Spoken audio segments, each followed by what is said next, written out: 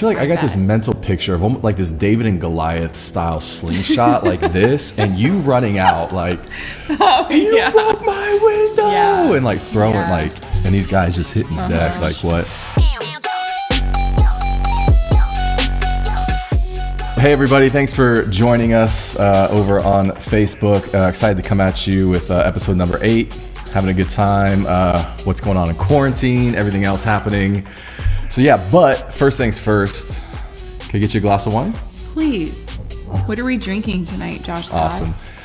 Got a little Grenache, Histoire Grenache from the Redwood Valley, Mendocino, California. So a Grenache, for those of you who don't know, so it's a red wine, but it's on the lighter side for sure. Mm-hmm.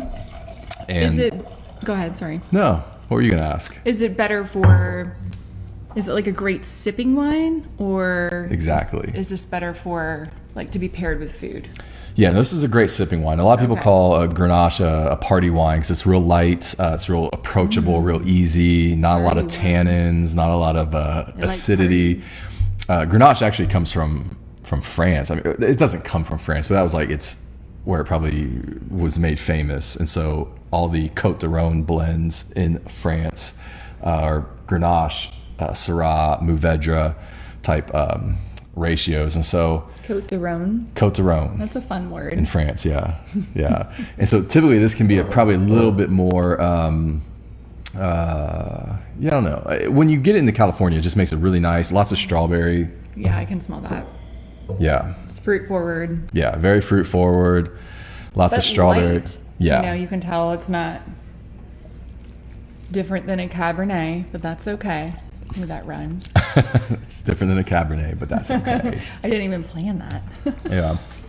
So it's got a little earthiness to it, but it's almost like a strawberry field, like you're running through a field of strawberries in the summer, the sun's out, but you just like fall and face plant like right in the middle of the dirt. Is something chasing you? Yeah, I don't know. Maybe something's chasing you. And so like a bird. You get a mouthful of like the leaves and the dirt, but you got this like amazing summer strawberry scent going on. So that's what's happening right here.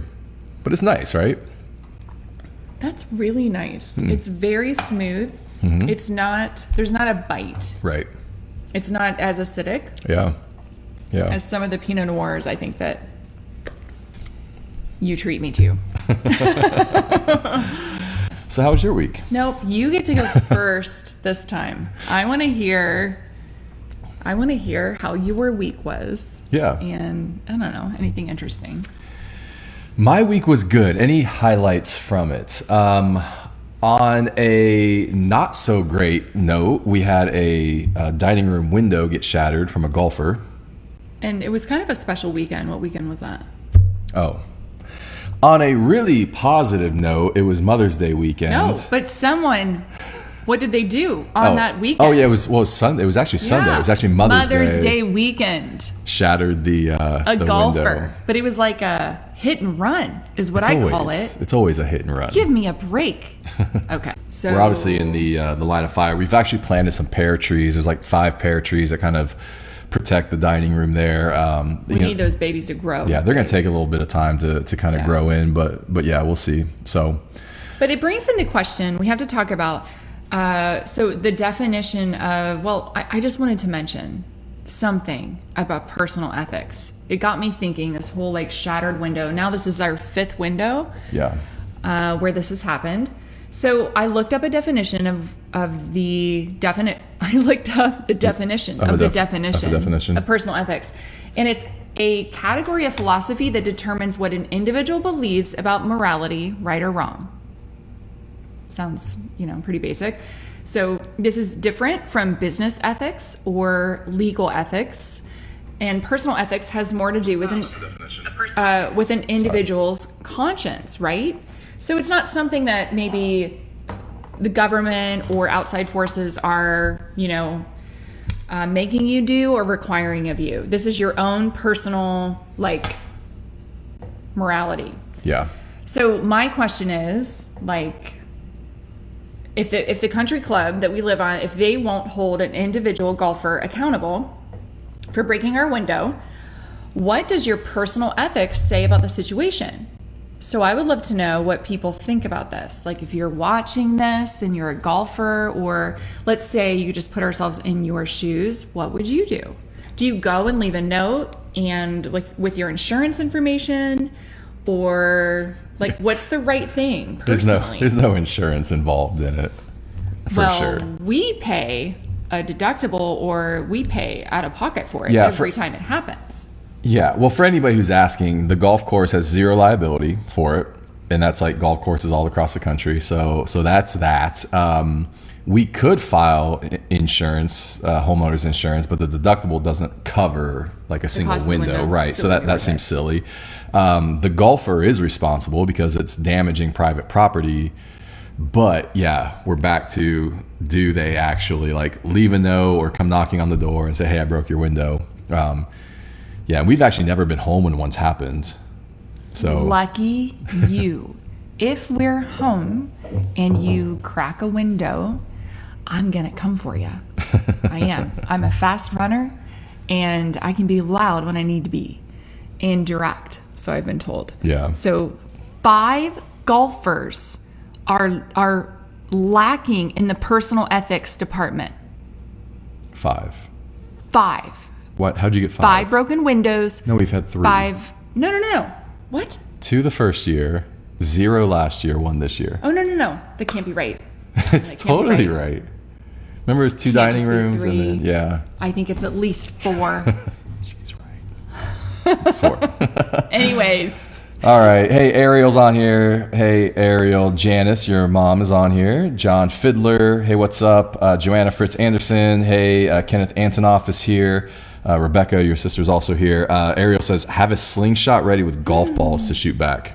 I love that. Yeah. I've talked with my family so much about this. It's just crazy. And it's crazy that it happened on Mother's Day weekend and they know a mom lives in here. I feel like I got this mental picture of almost like this David and Goliath style slingshot like this, and you running out like, you broke my window, and like throwing like, and these guys just hitting the deck like what? Yeah, I would do that. Yeah, Rebecca says 100, they should leave a note and their number. They should, but I think when they hit it and they hear the glass break, they just get in their car and go. So last thing, that's where your personal ethics gets tested. What do you do when no one's watching you? Best question of the day. What do you do, people? There you go. Got caught up on most of Aaliyah's science projects and her ELA. I mean, actually, Friday is the very last day of assignments. We're getting through testing this week.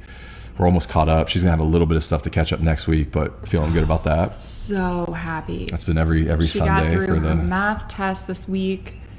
That was 2 days of just like, I don't know, 1,000 pages. Yeah. We had to call in some reinforcements so that, Yeah. So how was your week though? I had a great week. Oh, good. I mean, so I'll reference last weekend, other than, the window getting broken, Mother's Day weekend was really fun. Yeah. I just have fallen in love with all of the hikes we get to do during this quarantine time. So it was really fun to just celebrate my mom out in nature. Yeah. And all be together, and we're moms too. So that was definitely a highlight. And Sunday, I got to sleep in, which was amazing. Yep. And I don't know, like, honestly, I just kind of spent the day like doing some odds and ends that I normally wouldn't let myself get into, like finishing things in my office. And I mean, I cleaned a little, but like, I don't know, I just did some projects that I've just been put on the back burner that were kind of fun to me. Yeah, for sure. And you guys made me dinner, and you made a cake. We made a cake. Yeah. It was so yummy. I could have thrown that up. It's on my Facebook feed. You can go back and see a little time lapse. I don't know if anybody else deals with this with your little kids, but Aaliyah is just not fond of picture taking, and she is not a big fan of photo shoots. And so to get her to, participate and smile and everything is a little challenging. But we did get some funny photos, and she seemed okay with that. Yeah. So yeah. But that was Mother's Day. That was super cool. Yeah. Cool. What else? Well, last thing though. Oh, my favorite part was, oh my gosh. Josh has this reservoir of incredible family videos of when our kids were little, growing up. And I mean, it just took us back. all of us. Our kids were obsessed. We watched, I don't know, 20 or more like videos of them being young and just the different stages of life. All the things. Like, it was one of the highlights for me. Yeah, it was fun for sure. Yeah. Yeah, we could bring some of that in for sure. Definitely.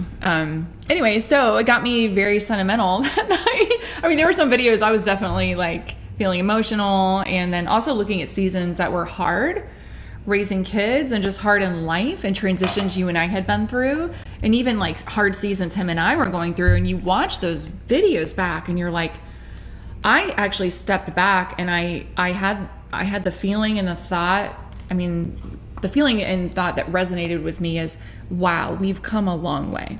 Yeah. Yeah. Yeah, that's right. Genuinely. Yeah. We've really worked through and come a long way.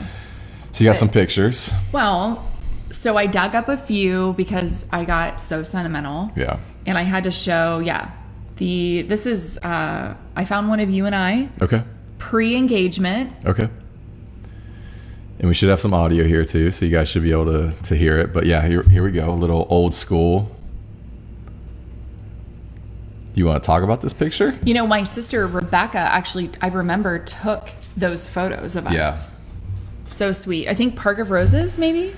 Yeah, here in Columbus, Wasn't Park it? of Roses, man. Yeah, my shirt's Columbus, about 2 Ohio, sizes too big. My hair is about 2 months too overgrown. You are so cute. You have that baby face, and like, oh man, look how dark your features look there. So cute. Yeah. Okay, but then I found like just pulling them up. I just have like 2 more. Oh man. Okay, here we go. What are we doing? It's not that many. Yeah. Okay, so then, do you want to see a picture of Josh's business partner, Joe Homan, from the year 2000? So, listen, there's so much history with Josh and Joe, and us and Joe, and his wife Amy. We have known them forever, since the year at least 2000 or earlier. Yeah. And this is proof, people. Yeah, here we go. Yeah. Little 20-year-old action there, Mr. We were on Homan. a mission trip to like Germany and England. That's Yeah. when that was taken. And then there's just a cute one of you and I. Yeah.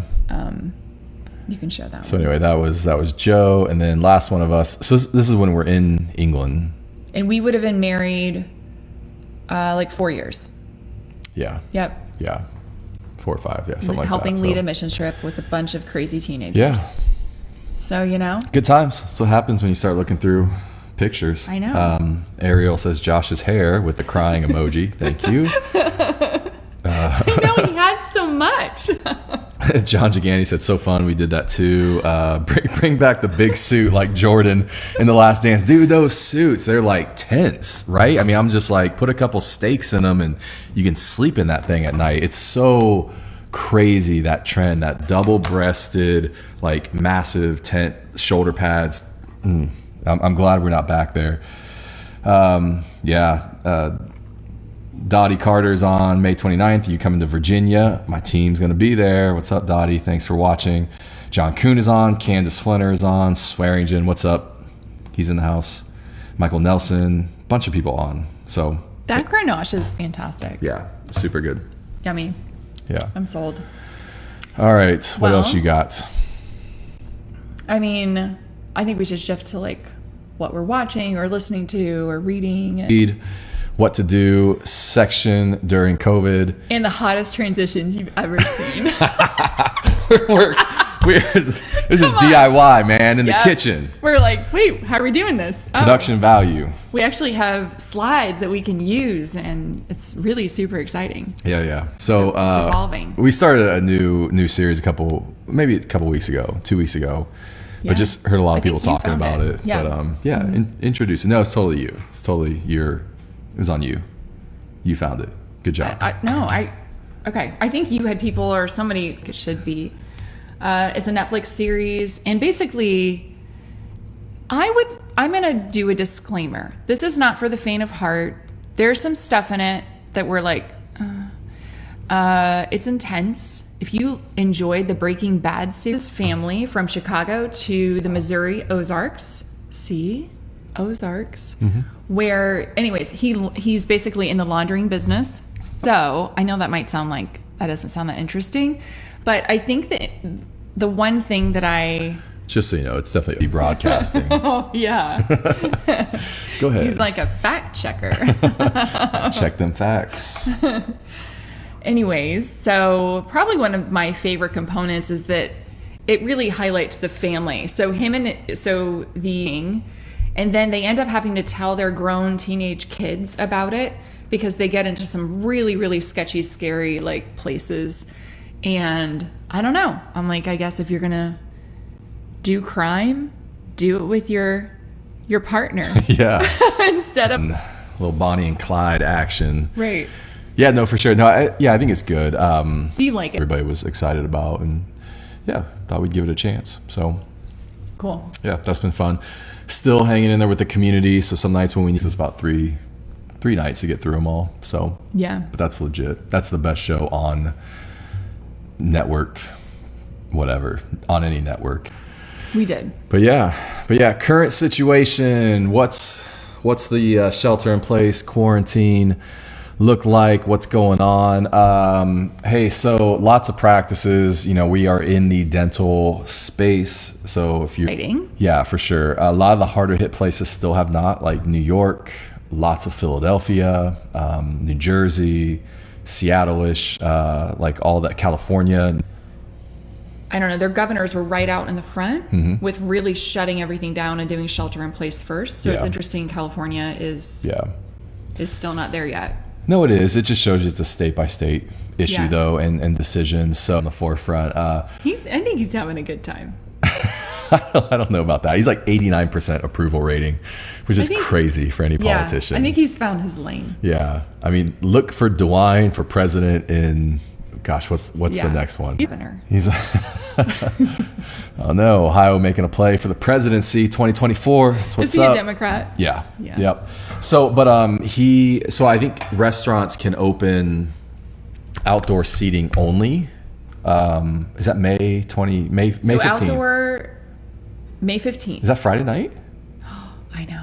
Oh. We need to get reservations. Oh, I'm sure they're like packed already, but yeah. Well, I've already been trying for a couple days. Oh, okay. But I can't find anything open yet.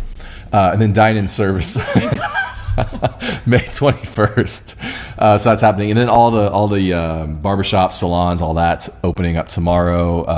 Dental offices could have opened, I think, last Monday, the 4th. No, I mean, some of it is just like the excitement of getting back to normal, right? We need these symbolic little things to like happen and being able to like we can't live like this forever. So we need to figure out how to get back to normal in a way that's safe.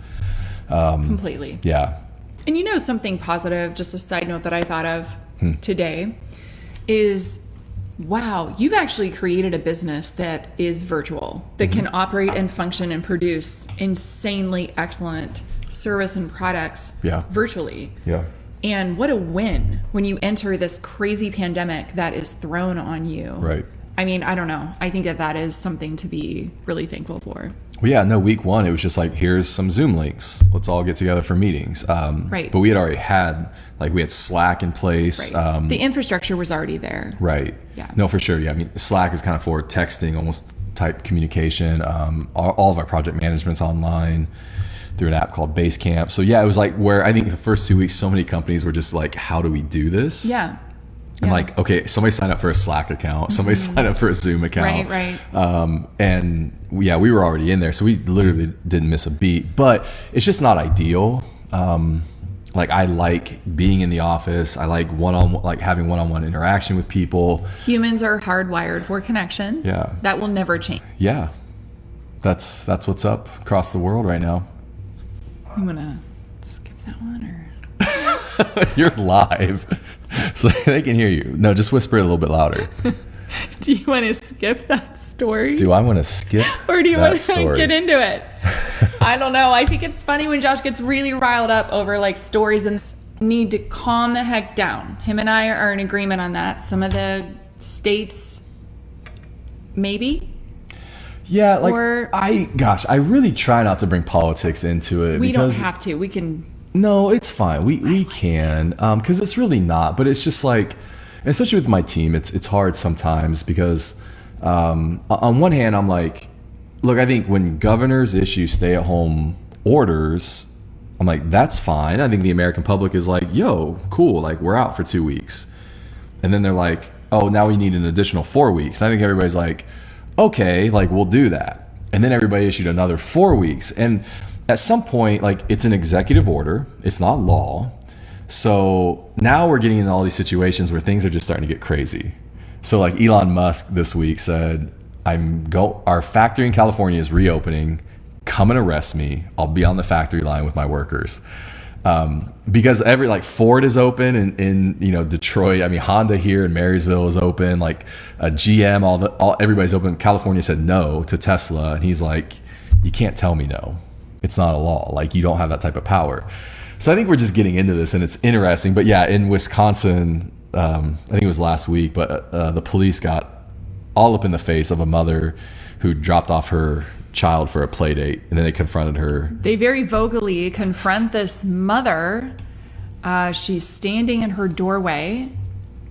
They're basically harassing her over allegations of her setting up a play date or multiple play dates. Right. Well, I think they saw her drop off her child, and then they were like, hey, do you know there's a stay-at-home order in place? Here's where I am with this. Right. We love law enforcement. We love the government. We wouldn't live in the United States of America or be American citizens if we didn't. We support it. We pay our taxes. We applaud our men and women in blue, right? What I am saying and communicating is it really came across in the videos and stories as very highly condescending to this mother. Yeah. I'm not a fan of that type of communication style, behavior. Yeah. And I think that human to human, there needs to be decency and dignity in any type of interaction. So that was not dignity. The way they treated her, that was not. For sure. And that's one of the issues. And this is also like, I mean, constitutionally, we have a right to assembly. Always will, always have. And so whether you call it stay at home, there's part of it where it's like, is it stay at home? Is it house arrest? Like this very similar type looking situations. And my deal is like, I'm going to comply, and we're going to be as safe as we can. At the same time, it's like, it is getting a little crazy, and you can only ask people to stay in their homes for so long, and we're way past that point. So.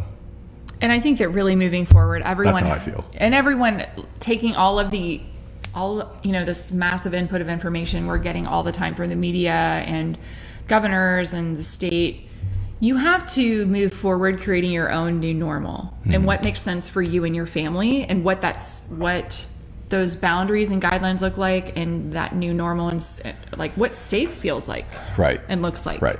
And I think that's my whole point with this. And guys, I would love to hear your comments too. I know Rebecca already said, she said it's a test, and test was all capitalized, so it was emphatic. This is a test.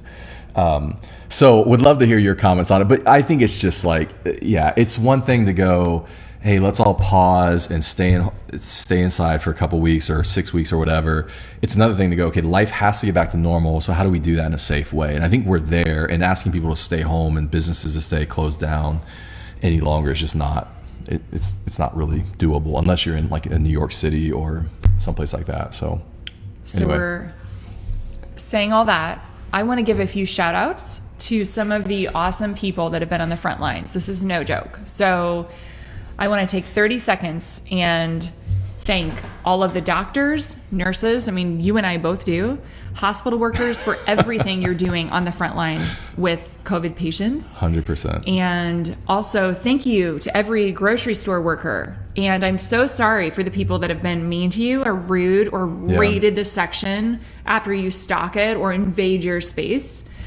Thank you to all of the Prime Now beautiful people of the Amazon world. Prime Now delivery. We salute you and love you. Thank you for being so resilient. That's a whole conversation for another show. You're at our house every day. What Amazon has done in the middle of this crisis is incredible. Providing service for the entire country is basically what they've done. Basically. And we get to stay in the safety of our homes, and they have to figure out, PPE for their people. Right. No, but that's what's happened. That's interesting. That's really, really interesting if you think about it, is because Amazon was the only one that had the infrastructure that could even remotely pull this off. But now they are providing delivery service for the entire country, which is insane. Like how many people are in the country? Like 240 million? Yeah. or whatever. Or yeah, I think so. But that's like insane. It is. But they were the only company that could do that, and this has further pushed them into that spot of they are the distribution system for our entire country right now. Well, and so their workers are not filing for unemployment. No. Which is really a gift to our unemployment system and country. And they actually hired an additional 100,000 workers to their forces. Yeah, but like, so to give you an example, I 3 weeks ago, I ordered a print for Caden's bedroom off of Etsy. Still not here. 2 weeks ago, I ordered Aaliyah a set of books off of Barnes & Noble. Still not here. Order something off of Amazon, it's here tomorrow. Like, even if it's books, like, so that's part of it is I just couldn't find this book set on Amazon, which is why I did it through Barnes & Noble. But if it's coming from Barnes & Noble, the shipping is like, nope. If it's coming from Amazon, they're like, oh yeah, priority. Like, let's get it through. So that's what it seems like anyway, which is crazy. I know there's been controversy and they've had some ups and downs and unions mad at them, but you know what? Good job, Amazon. Yeah. John Kuhn says, Elon Musk is not messing around. Anyone who would name their child what he did, it's not someone whose bluff you'd call. Yeah, no, for sure. What did he name his child? It's like... the characters? Yeah, it's like characters. The best place to find your news, we agree. Saturday Night Live. 100% accurate. It actually will highlight real stories that are happening. And you get to just, instead of sifting through all of the different networks and everything there, the propaganda. No, I mean... There's a lot of conspiracy, like documentaries and stuff. There might be a few rebels in my family. Yeah, outside of you. One last... Well, we're Gen X. What do you think? It's true. The original rebels. We are. OG. Rebels, baby. Oh my God. So... One last shout out is going to go to Victory Ministries, the Center of Hope. And they are a local organization that has been in existence almost 40 years. And I love them. Clinical services. They have an eye clinic. They have a free clinic. And like job training, everything you can imagine. They have serviced the central Ohio area for almost 40 years, and hundreds of families a month that are food insecure, receive, groceries in the most dignified, amazing way. And my parents, such a safe place for people to go that feel embarrassed that they've fallen onto hard times during this. I love that word, like food insecure. Yes. For sure. Completely. But they have, it's been nonstop for them. And I think it's really important for us to be aware of, they're on the front lines too. So are all of the hospital model, which means that the families typically pre-COVID get to walk in and choose all of their groceries, and it really chains. And it's awesome stuff that you and I eat every day. They work really hard to provide high quality, nutritious food for families.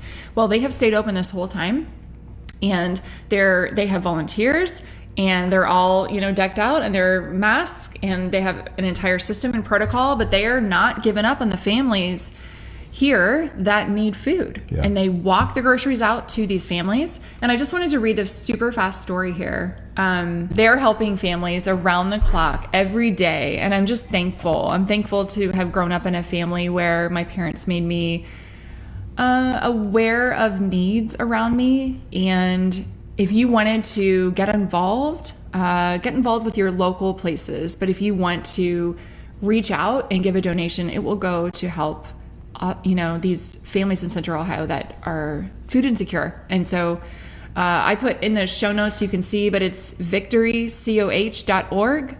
And they have a really cool match day thing going on right now, but you can check. Christmas, we take the team and we go shopping for toys. We give every team member $100. Yeah. Go shopping. They get to spend a bunch of toys, and we go over to Victory Ministries, drop it off. Yeah. And they give out lots of toys. So we always leave feeling E-type symbol together, A12, and it's pronounced X-A12. So there you have it. Elon Musk's baby, X-E12, A12. I don't know. What do you call them? A12? It sounds like. Yeah, it sounds kind of a little alien/robotic. So All right, guys, before we wrap up tonight, we got about 15 more minutes. Wanted to jump into some value here tonight and kind of some of our thoughts on, actually, you want to intro this segment on a recent Donald Miller podcast you've been listening to. I listen to, you guys listen to Donald Miller. Follow his stuff. His podcast is of the Full Focus Planner. He is just such an all-around, he's written 1,000 books. He's just incredible. Listening to both of them together, and he brought up he has recently written a book called The Vision Driven Leader, and it definitely inspired some conversations between you and I on vision in general, the importance of vision in business, family, in ourselves, and kind of, I don't know, I put some thoughts together based on the podcast, and just thought we could like go through it. Yeah. Do you? I haven't listened to a podcast since this happened. When I run, I listen to podcasts. Okay. I ditch music. Sense. My playlists are terrible, probably, and outdated. My source of new life right now is podcast. Okay. I'm eating them up. It's a source of life? It is. Wow. Okay. It's an idea generator. Yeah. Yeah, I don't know. When I go run... Oh my gosh. I don't think you have to answer to DoorDash, right? You keep talking. I think this is the second episode that he's walked away. I don't know. I mean, he always comes back, even if he's mad. I had the ring to prove it. All right. So listen, why vision? I'm obsessed with vision. I have been my whole life. I think that vision it's what you do. It's why you do it. This is just welcome to the Scots home. This is how we do a live show and then feed our kids. Then, oh yeah, Barnes. So there we were literally just talking about this. Barnes and Noble. Yay. A bunch of books for Aaliyah. There was a new series she wanted. So I actually don't even know what it's called, but we got them. So I was trashing Barnes and Nobles a second ago, but they came through. Yeah. Thank you, Barnes and Noble. We love you. New comments. If you find personally that vision motivates you, and I don't know, I guess your overall sense on what vision means to you personally, for me, it's a lifeline. I don't work or produce or do anything, invest in anything unless I know the why. Vision is what you're doing, why you're doing it. It's different than strategy, which is how you're doing it. So I want to dive into... which is interesting because you told me when you started, right? I might have said that. Yeah, no, you might have said that. So I was like, okay. I don't know if you're like challenging me to up my game or if that was a threat. If there's not a heart, if the leader has not defined what they're doing and why, I'm out. Bounce. I mean, like, oh man, no, I just, that's why you give it your all, right? Yeah. You know why you're doing what you're doing and it means something. So here are a few thoughts from Michael Hyatt on what is inspiring vision, because I really want to get through as much of this as possible. And honestly, people, listen, take this in. This is fun right now. This is a life-giving topic that might help you view vision in a new way in the morning. Like you might wake up with a new idea or a new aspiration. And that's our kind of goal and hope here. But he hits on 4 things. Inspiring vision focuses on what isn't, not on what is.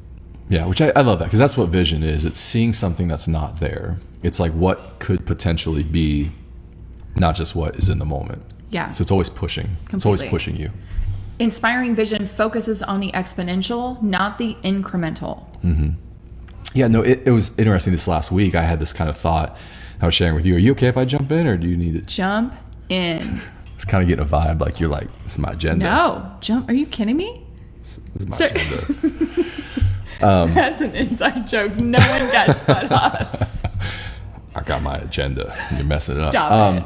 No, but we had this conversation last week where it was like, what if, like, for instance, like, what if we had an investor come along with the company and go, here's $250,000, here's $500,000, here's whatever. Like, what would you do with it? And so it was like, that was the conversation, was like exponential growth. If we had an extra 250 grand this year, 500,000 or whatever, how would we grow the company? And it's a really great thought process to just go, well, we would do this and this and this. And it kind of takes those like restraints off. Yeah, completely. So, well, and knowing what you stand for and what you don't, and having that clarity really opens up the right opportunities. yes. I mean, I think what I said is really good. Okay. Inspiring vision focuses on being risky but not delusional. So basically, inspiring vision is not stupid, but it does take Part involved with it, which probably, could make some people uncomfortable. It makes me uncomfortable sometimes. Right. For sure. So. Right. And lastly, it focuses on the what, not the how. Yeah. And again, I said this earlier, the strategy will come once you have the vision in place. And honestly, the strategy, if I don't know what the full vision is, the direction we're headed, I feel very stuck in my role.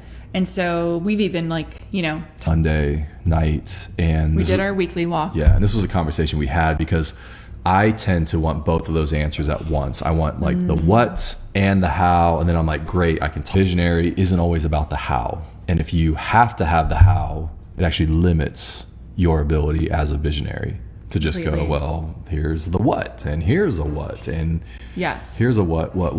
And we're not going to get into this, and I don't know, we might have to do 2 segments of this. Yeah, I think we're going to have to. Organizational life, I don't know, based on time, but we also want to talk about vision and family. Yeah. And that's really awesome. And then vision, it begins with you. So this is where we're headed. Yeah. But what you just referenced, I mean, listen, we could go a lot of directions. You were referencing vision and with the way to facilitate and come up with both. And some visionaries are very separate from the strategy, and strategy can come through like managers. Right. So. There's a whole, there's a book out there and kind of action, but they basically say heads of companies or businesses, there's a spectrum. On one end, there's a visionary. On the other end, there's an integrator. And so leaders fall along that line. Sometimes they're more visionary. Sometimes they're more integrator is what they call it. Strategy integrator. And so it's a really, really healthy both. That's their basis is you have to have both. I mean, I think we've all been a part of organizations where it's just very visionary and there's no plan to get it done. Yeah. And then you've been a part of organizations where it's all just so managerial and it's just like task driven and there's no vision. Like you said, I'm out if that's the case. Yeah. Completely. So it's interesting. And I probably fall necessity during a pandemic. I mean, you've got some visionary in you too, Definitely. but you might lean more towards integrator. I might for sure, but I also love and thrive on coming up with ideas. Yeah. So I love being a part of the brainstorming. I almost feel like my heart would die if I wasn't there anymore. Yeah. Yeah. So why don't we cover just vision in business, organizational life? But guys, you got to stick with us next week because we're going to hit on some, honestly. I mean, it's going to be like some serious junk. Is anybody commenting? Nobody's commenting. Junk is a word. Like it's a safe word. It's a word. We're dropping some junk next week. No, we're not dropping any junk. Everybody's vision in business and organizational life. So let's answer the 1. question: what difference does vision make in an organization, and why is it so important to do? So really, Michael Hyatt in this podcast with Donald Miller hits, and in his book hits on four. You don't have a clear vision of where you're headed. A business and team can spend so much sideways energy, and also there will be missed opportunities. So personally, I'm obsessed with progress. I would say my middle name is progress. If we're not moving, we're dying. There's something in me. I'm an Enneagram 8. I always want to be moving in a direction that is creating change. And if I ever feel stuck on a project, and I mentioned this earlier, it's probably because of a lack of clarity on it for me, a lack of vision. So those two really go hand in hand, and they empower your team. Yeah. I think for me, that's what's been a little challenging with this time is there's been a lot of everybody on our team stepping up, including you, lots of ideas, lots of hey, let's do this. Let's add this in. So it's been a lot of how, right? I've got to almost elevate to this place where I can go, okay, but what's the vision? Elevate. but like go like, what's the vision here? Right. Because then all of a sudden it makes sense. And my team teases me about having everything in these boxes, but really it's about this high level of going, understanding the need for both. Yeah. How they work together. Vision creates a filter for distractions. I really loved this one. He talks about, we all know that the more success you achieve as a business, the more opportunities or vision, the what you're doing, the why, can act as a filter for those opportunities that really would distract you from what you're meant to do as a company. Just how we do business. And a huge part of how we do business is getting on site with the practices and the clients we work with to, produce video and photography and custom content. And so obviously that's a challenge right now. We haven't been able to do that for 10 weeks. Right. Like be on site at a practice. Right. So our first one has eliminated all those distractions. Like, this is where we're going. This is how we do business. Yeah, completely. So, and I think, I don't know, there's a comment that I heard, and I actually think that Andy Stanley said it a long time ago in one of his books, but it's a concept of say yes, and the vision defines that. Say no to, again, Studio 88 is not known as the affordable website stock company. We never will be. That's not a value of ours because you guys have worked really hard to lay out a clear vision for the team. And number 3, vision is an awesome recruiting tool. What do you mean by that?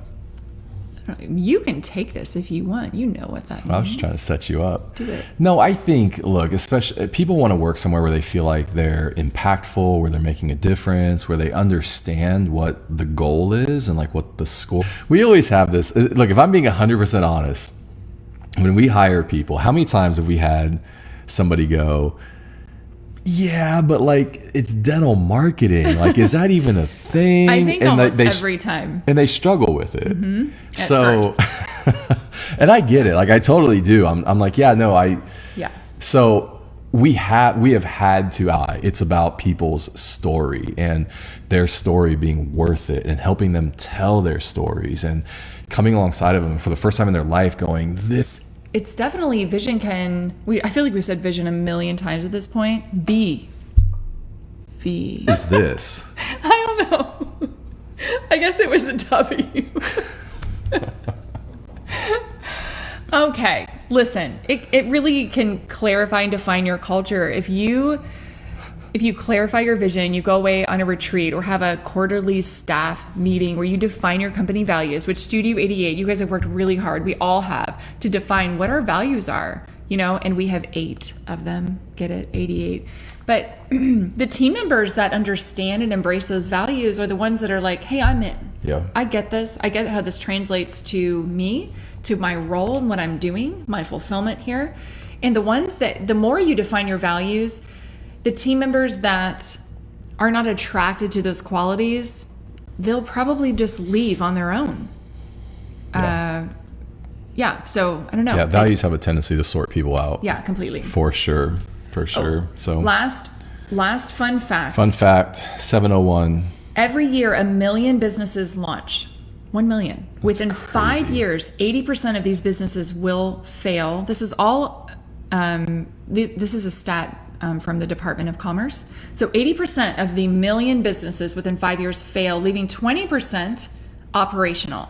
Okay. Within the next 5 years, 80% of that 20% fail, leaving about 4% chance of succeeding over 10 years.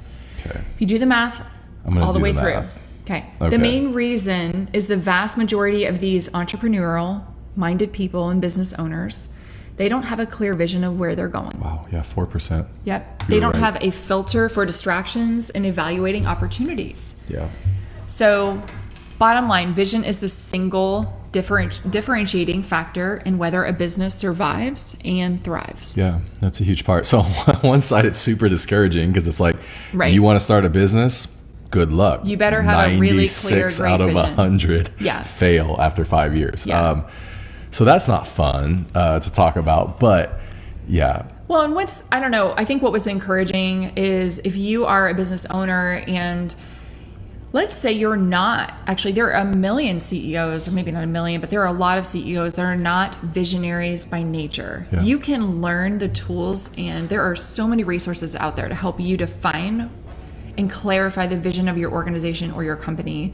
And guys like Michael Hyatt, Vision Driven Leader, the book he just wrote, he lays it out. And so I would recommend definitely grab his book. Yeah. If you're in that spot. Yeah. Great book. He's a great writer. So I love that. Vision in a business. Yeah, it's definitely a huge differentiating factor. You are a great visionary. Oh, well, thanks. I love working on your team and just in life. Oh, good. In general. Yeah. But we'll get to like family and vision in your family. How does that play out? 2. That's a really great conversation. Oh, I cannot wait, honestly. Yeah. So we'll have that next week. Guys, this show is actually up on all the podcast channels. In case you didn't know, you can subscribe over on iTunes, over on Stitcher, over on Spotify as well. Just go search The Not So Late Show with Josh and Joanna. That is now officially a thing. So obviously, the native format is live on Facebook on Wednesdays at 6 p.m. But if you can't do that and you are a podcaster consumer like you, then subscribe, get your run on, listen to us on the run. But yeah, that's it. Episode ends. Love your interaction. For sure. Guys, we will see you next week.